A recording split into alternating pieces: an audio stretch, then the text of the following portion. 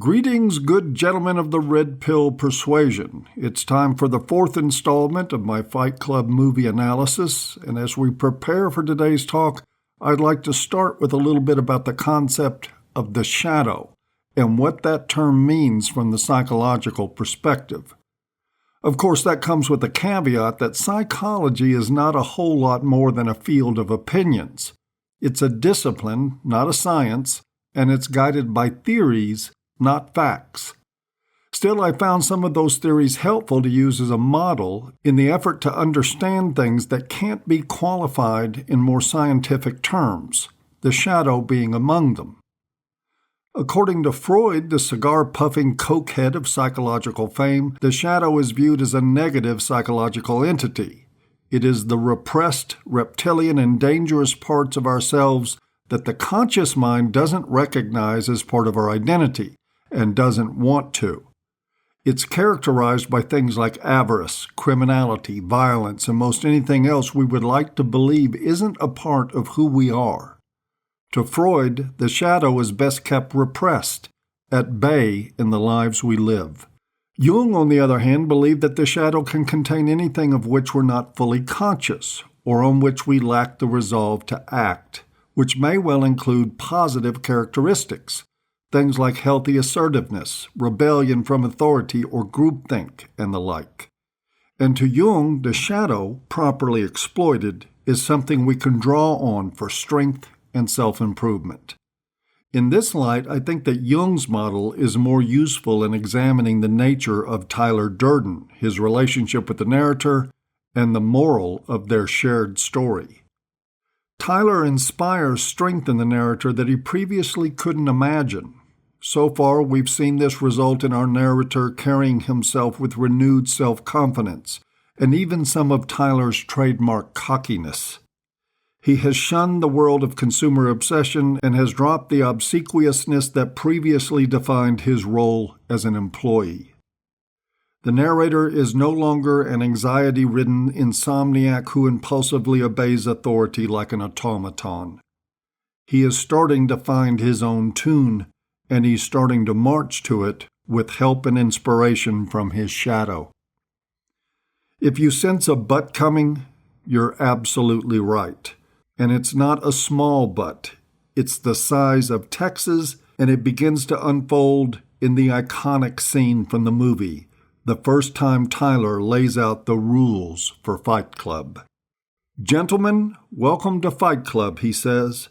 "The first rule of Fight Club is that you do not talk about Fight Club.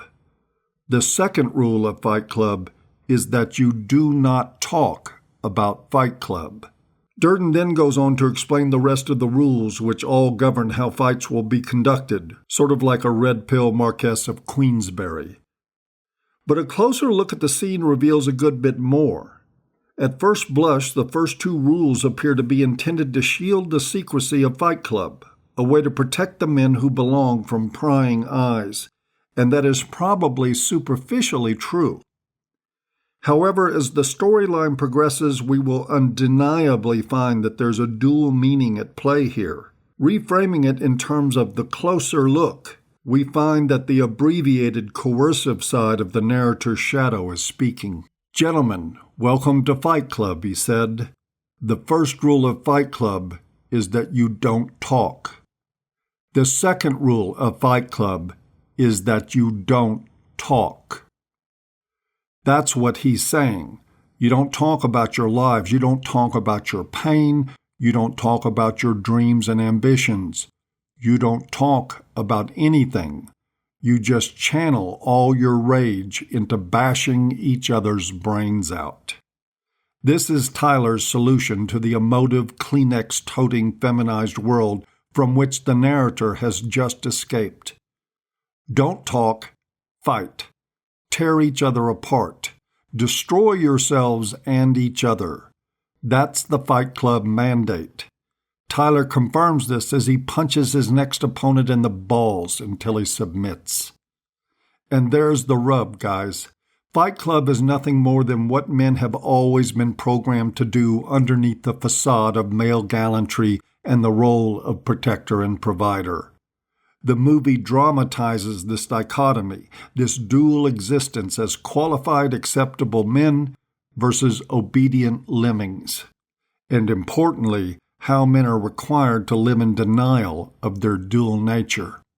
This is further driven home when next the narrator tells us, and I quote, "Fight Club only exists between the hours of when Fight Club starts and Fight Club ends. Even if I could tell someone I had a good fight, I wouldn't be talking to the same man. Who you were in Fight Club is not who you were in the rest of the world." Does this sound uncomfortably familiar?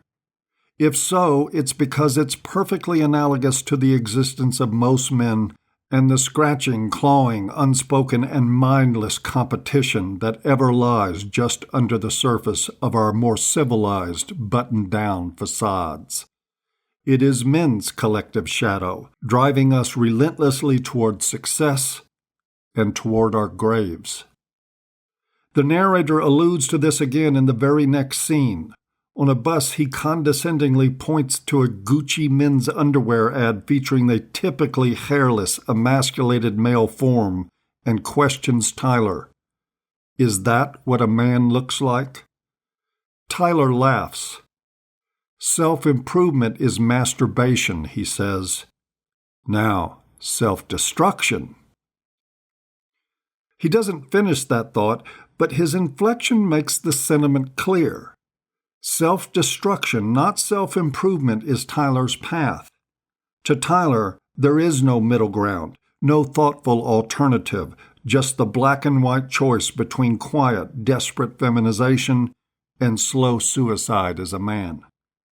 The narrator remains oblivious to this darker side of his shadow and grows even more comfortable in his new role in life, assimilating more into Tyler's worldview. That level of comfort won't be tolerated by Marla, however, and she calls him on the phone after having taken the better part of an entire prescription of Xanax. It's the classic borderline female dramatic play for attention, a suicide threat, a fabricated crisis demanding the narrator's immediate attention. This is too much for the narrator, and we are informed through the following scenes that he summons his shadow, Tyler, to handle Marla for him, which he does by bringing Marla back to the house and fucking her. This is the first overt indication that Tyler will ultimately prove destructive to the narrator. Not only does he turn Marla's damsel ploy into an opportunity for sex, he brings her back to their home, once again intruding into the life of the narrator, killing his buzz, as it were. Now, to digress for a moment, I have seen at least one comment to these talks speculating that Marla, like Tyler, isn't real, that she's just another component of the narrator's shadow. I've seen that idea postulated in some of the other reviews of the film that I've read and watched in doing research for these talks. Personally, I'm not buying it. First, in painting the relationship between the narrator and Tyler, the movie makers have been careful to make sure that Tyler and Marla don't appear at the same time as the narrator. And there are at least two scenes where we see Marla recognized directly by other characters where the narrator is also present. One was the scene where Marla sells the clothes she's stolen, and another is in one of the self-help groups, in particular where she is hugging the narrator during one of the Time to Cry segments.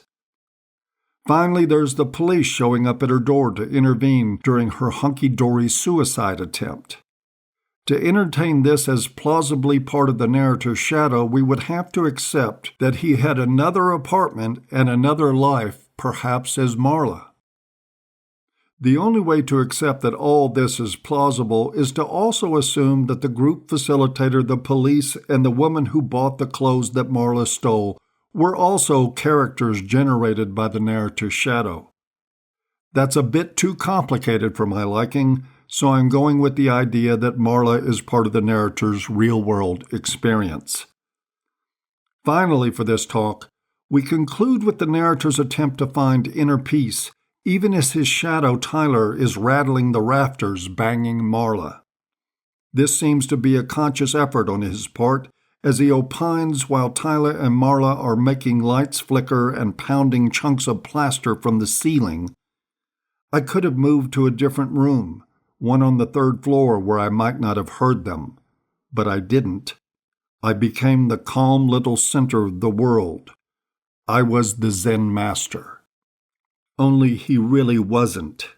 He starts becoming disenchanted with the arrangement. Having thrown off his attachments to material life and now living in what amounts to squalor, his shadow, formerly his friend, is constantly occupied with fucking Marla. The stress intensifies when the detective with the arson unit calls him to say that his apartment was blown up with homemade explosives. "I am Jack's cold sweat," he says, indicating that he is aware that it was him, or rather his shadow Tyler, who caused the explosion. Following this, the tension in the house is lessened with the temporary eviction of Marla.